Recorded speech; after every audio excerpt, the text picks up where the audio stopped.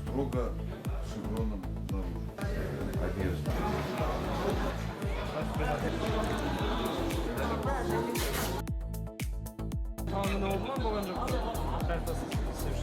Бәрі жақсы. Қуанып отырмын бәріне. Жақсы барлығы. Барлығына да рахмет айтамын. Для ориентирования, это для ориентирования.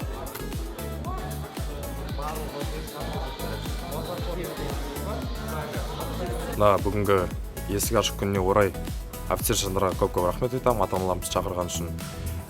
Ата-анамды көрген кезде мен өте қатты күш-қуат аламын, жігер аламын, және де өйстіп ары қарай елімізді қорғауға дайынмын.